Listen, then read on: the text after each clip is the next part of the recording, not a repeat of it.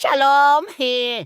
Sa ikalawang kabanata ng Mateo, makikita natin isang sandali ng matinding hapis na nagiging katuparan ng sinaunang propesiya na nagpapatunay na kahit sa pinakamahirap na panahon, nananatiling tapat ang salita ng Diyos.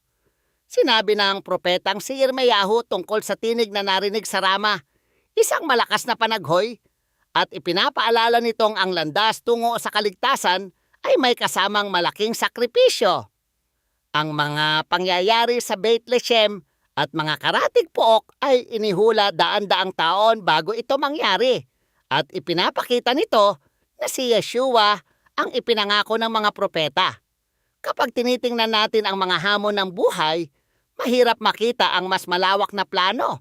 Paano kayo nakakahanap ng pag-asa at kapayapaan sa mga panahong tila napakabigat? Magkakaroon tayo ng lakas ng loob sa pagkaalam na tiyak ang plano ng Diyos para sa atin at ang presensya ni Yeshua ay higit na mabuti kaysa anumang kaaliwan ng mundo. Namagitan ang Diyos para tiyakin ang landas ng ating katubusan. Salamat sa pag-aaral kasama ko. Patuloy ninyong hanapin ang katotohanan.